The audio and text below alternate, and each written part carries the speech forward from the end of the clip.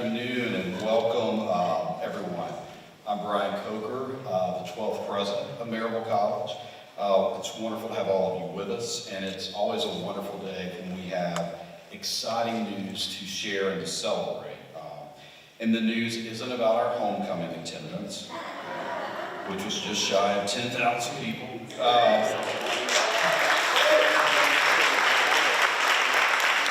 Or about the football team ranking. They're breaking into the top 25. Today's another type of announcement, and we teased this announcement last week at our Founders Day celebration.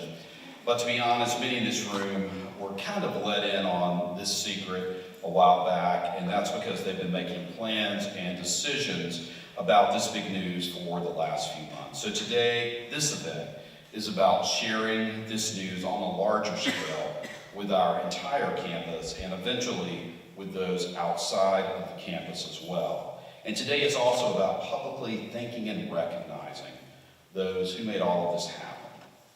So today, and without any further teasing or any further ado, I am pleased to announce the establishment of the Myrtle Coker Wilkinson Honors Program at Maryville College.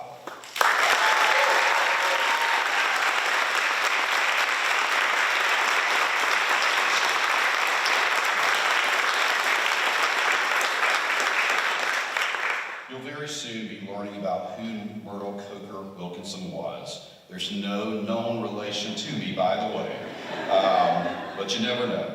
And how planning for this honors program, how it's all coming together. You'll hear from Mr. Jerry Wilkinson, son of Myrtle, and one of the benefactors of this $1 million gift that made this new honors program possible.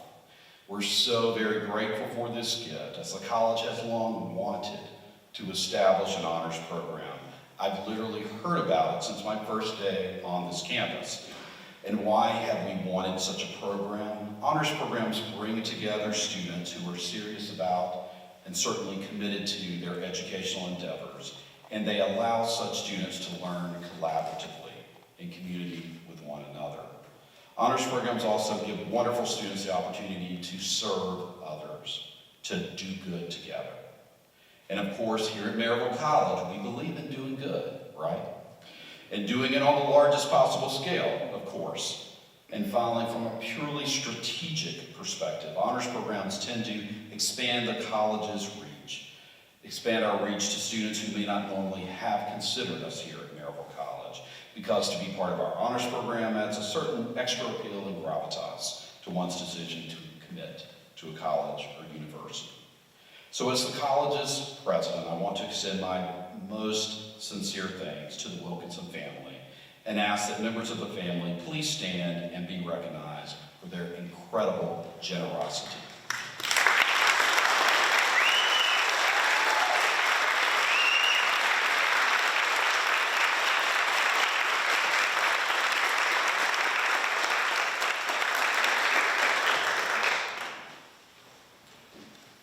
Thank you all so much. One housekeeping note. To commemorate this day, we have programs for you to pick up near the entrance to the auditorium. Please don't leave without one.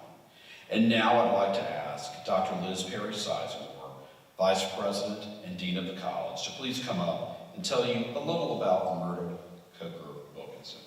Dr. Perry Sizemore, come on up.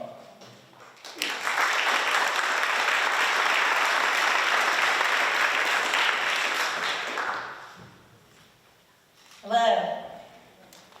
As excited as I am for many of Maryville College's students to have a meaningful and memorable honors experience, I am just as excited for all of you to get to know and be inspired by the life story of Myrtle Coker Wilkinson.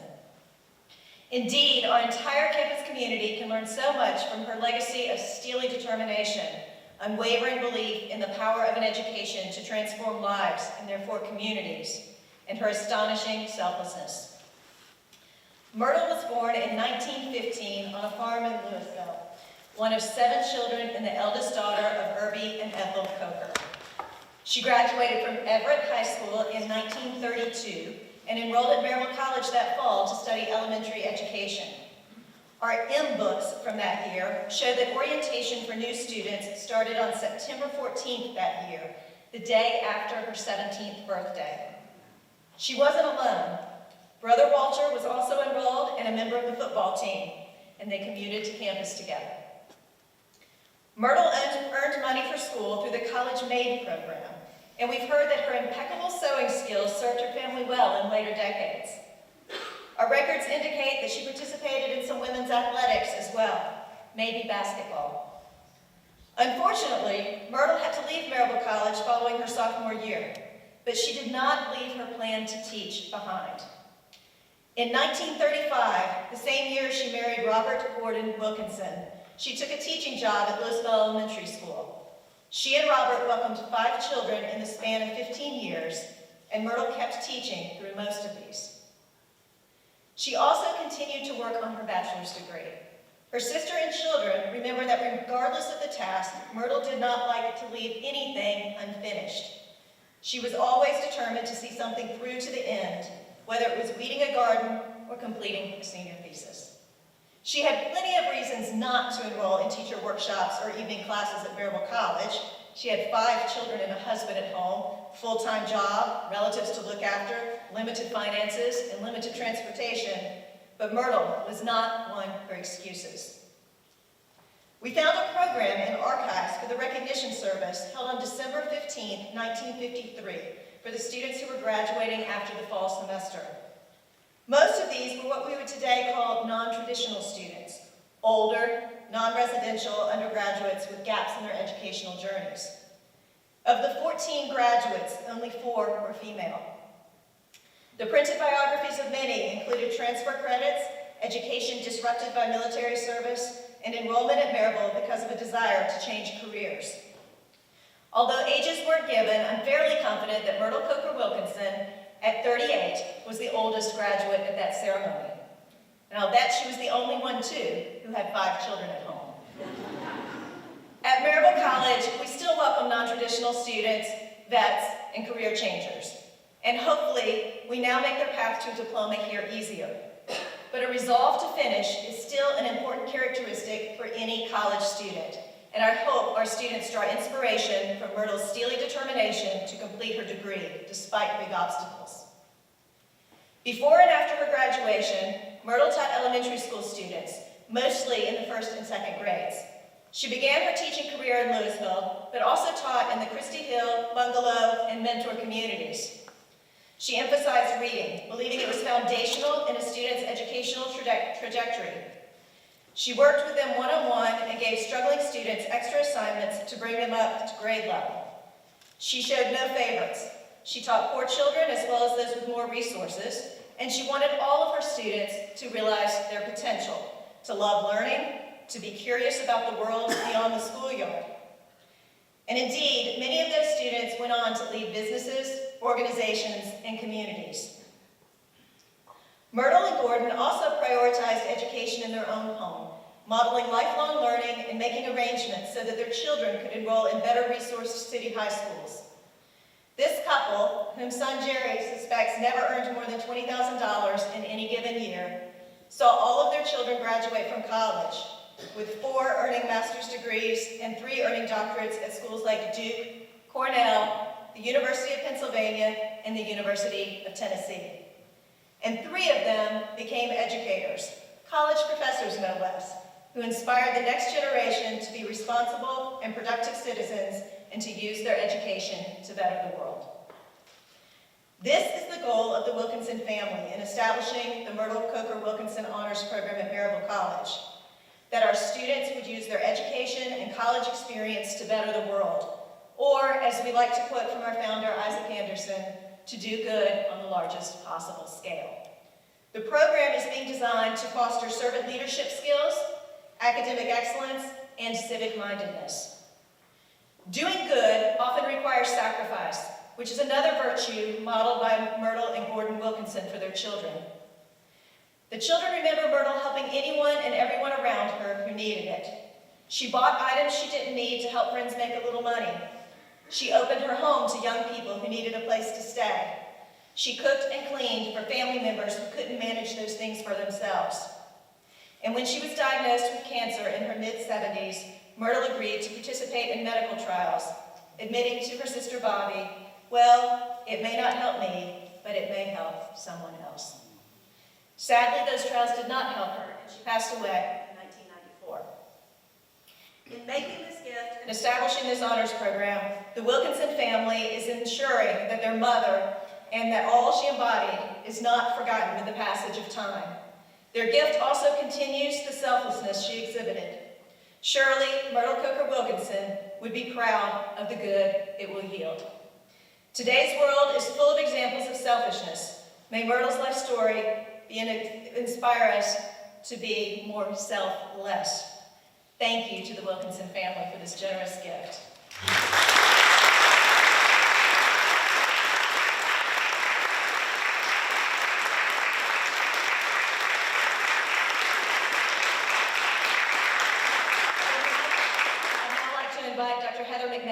Our Assistant Dean for Academic Success, to come forward to talk about the plan for the program.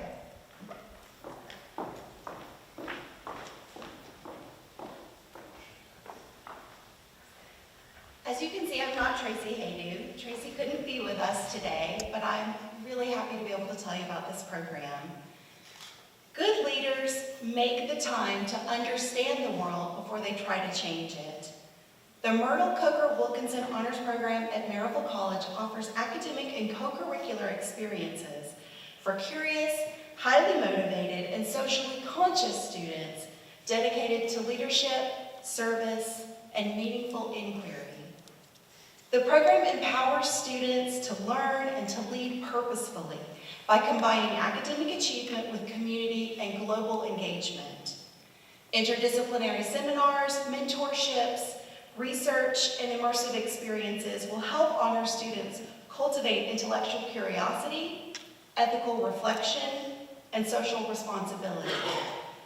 In community-based projects, travel study opportunities, and collaborative learning, students will explore complex issues, engage across differences, and develop the knowledge and the integrity needed to lead with purpose. The college has a strong tradition of and commitment to building up servant leaders, as evidenced in our core curriculum, but also in our long-standing relationship with the Bonner Foundation. In addition, thanks to a generous gift from the McGill family, we have the McGill Family Scholarship Program, which offers scholarships to high-achieving students. The Wilkinson family gift will allow the college to create synergies between these existing programs and impact even more students. This vision of an integrated and mission-centric honors program has been made possible now through the generosity of the Wilkinson family. Their commitment to Maryville College and their belief in the power of education to inspire leadership, character, and service has ensured that future generations of honor students will have the opportunity to learn and to lead and to live with purpose. We are deeply grateful for their support. As you all know, any new initiative requires time, effort, and collaboration. So this program was also made possible through the dedication of many faculty and staff. I especially want to thank Tracy Haydu, who's the director of the honors program, and while she couldn't be here today, her leadership has given shape to this program. I also want to thank the Honors Program Task Force, Rachel Ponder, Ariane Schrader, Shiwan Shu, Chad Schrock, and Philip Sherman, and the Advisory Committee, Ben Stubbs, Karen Eldridge, Kelly Masenzo, Nancy Laughlin-Sofer, Ariane Schrader, and Philip Sherman, for their insight, their creativity, and their commitment. Their work continues to shape both the academic and the co-curricular experiences that define the Wilkinson Honors Program. Thank you all for your vision and dedication. And thank you again to the Wilkinson family for what is truly a transformative gift. And now I'd like to welcome up Mr. Jerry Wilkinson to say a few words.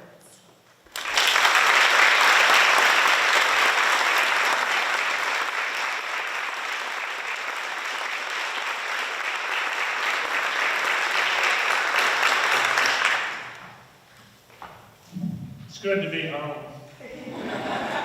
It's good to look at Smoky Mountains in the background. when I come home from Blunt County, my blood pressure goes down. My heart rate goes down.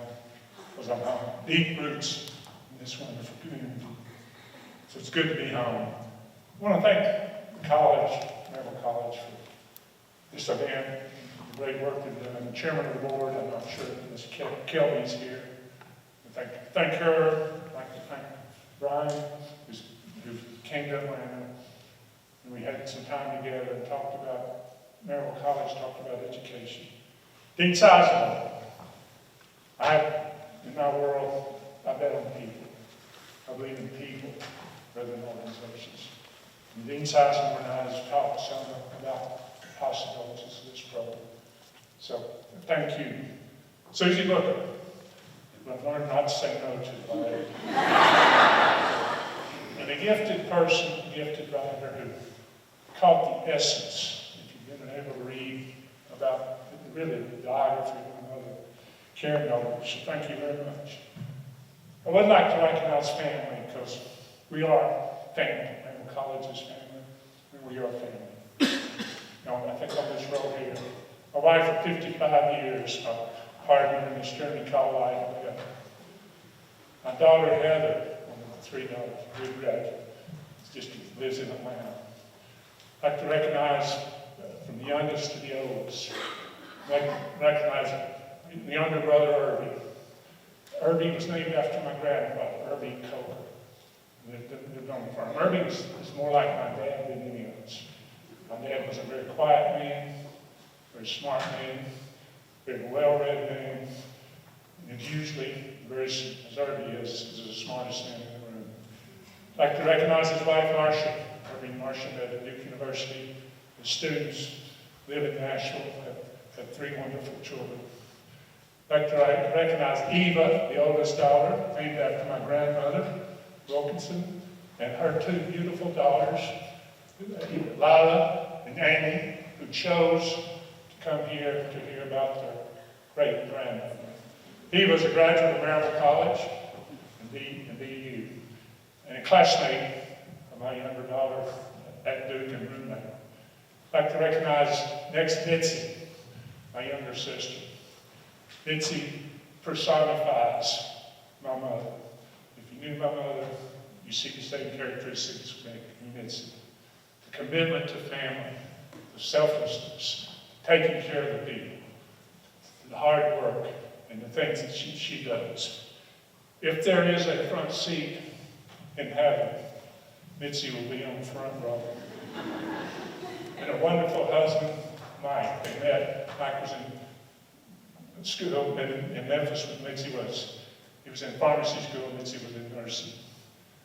Mitzi and Mike have been a model of handling very difficult circumstances. They have a special needs child for 51 years they've taken care of every day. Holly, my favorite niece and nephew. Her sister, Melanie, I get it mixed up. I'm like my mother. Melanie, who Maryville High School, UT, city manager. Thank you for all you've done, Melanie. I'd like to recognize a special person tonight, and that's my Aunt Bobby. Mother was one of 7 children, and 1 boy, Walter, and then 6 girls. My mom was the oldest of 6 sisters. My mom was the matriarch of the family.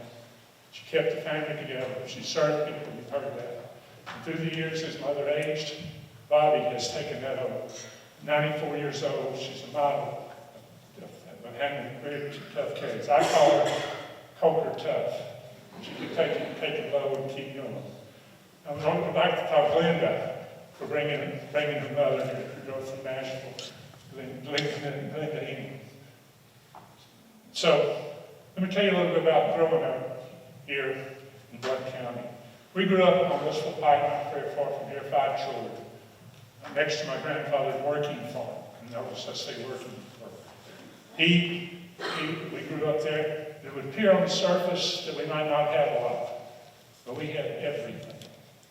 We had unconditional love, which I think is the greatest gift a parent can give a child. No matter what, we were loved and supported. We had a great education, which I think is instilled in a part of the reason we're here today.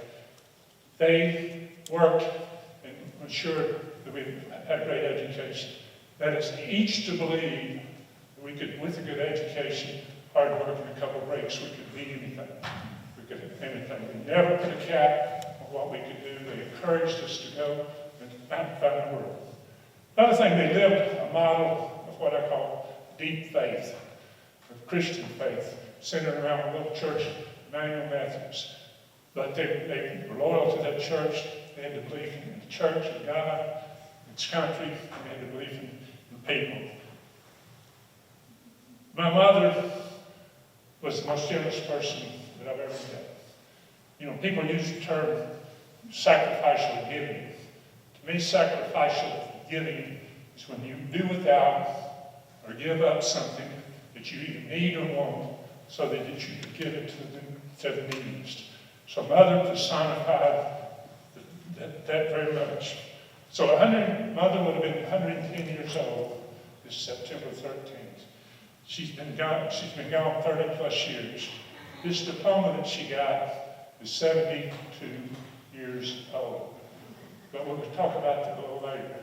But do you see how can a woman like that do that? I'm reflecting back on my mother and how and why. She understood the essence of life. She understood that life is very short, it's very fragile, to live every day and believe. She believed in leaving footprints and doing that. So I think part of what, thinking about mothers, not what all she did, but how she did it and what she didn't do. She never sought power or influence in any organization. She believed all people, all students were equal. She never sought recognition. She did not like recognition. She did not like to know the things that she did, and we'll never know till we meet again. She did not cling to possessions. She had anything Mother had, she would give to anybody that would ask her. So she did not spend her life on possessions. But she lived this life, so 100 plus years after 70-some years after she graduated from this college, we gathered to recognize her. So what's a legacy about? What's a footprint about? When I had back surgery, I go to Florida, so we have a place in Florida on the beach. I would get up in the morning after back surgery, and I'd walk from one end of the beach down, leaving big footprints. I'd see my footprints. I'd turn around and come back. The footprints are gone. So what is the essence of life? That's touching and changing and influencing people with the right motive. I think my mother personifies Matthew 25. It's the parable of the sheep and the goats, which God separated. Because Mother was the one who, when you're hungry, she fed you. When you were thirsty, she gave you drink. When you were naked, she clothed you. When you were in a sick bed, she came to you. So she personified, and I'm convinced, heard those words. As much as you've done it to me, my brother or sister, you've done it unto me. And I believe some 30 plus years ago, she was welcomed into the eternity of heaven by God saying, "Well done, my good and faithful servant." So, Maryville College, we each have, if we look back, what I call defining moments. Decisions we make or things we do that define us. And in Mother's case, looking back, a defining moment in her life was her relationship with Maryville College. Her commitment to the school, commitment to education, commitment to attendance dinner. So somehow, some way, again, 72 years ago, this diploma was bestowed on her. I'm not sure, as I told a couple of people, where it's been and who had it for 72 years. And in a lot of drawers, probably Mitzi had it first. My sister Joyce in California had it. Somehow, some way today, we're proud and pleased to donate, to give this diploma, which is emblematic of my mother's life and commitment to the college archivists. Amy, could you come up, please?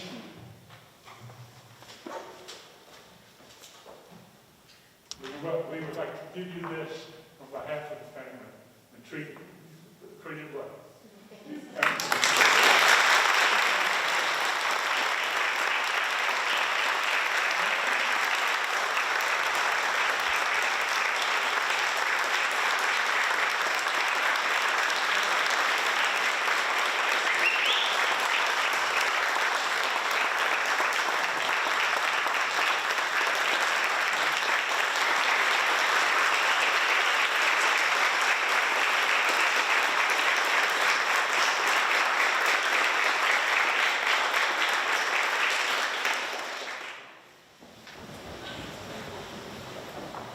thank you. I think that's the best thing to say. Thank you so much, Jerry. Thank you for honoring your mother's incredible legacy. And we're so proud and honored that she was one of us here at Maryville College. So thank you so very much. I believe we have a reception. Is it over in the forum? Just here in the foyer. Right out here in the foyer, okay. Have a reception right out here in the foyer. I hope you will stick around and join us and extend your personal thanks to the Wilkinson family. We're so honored that you're here with us today, and once again, so grateful. Thank you all for being here.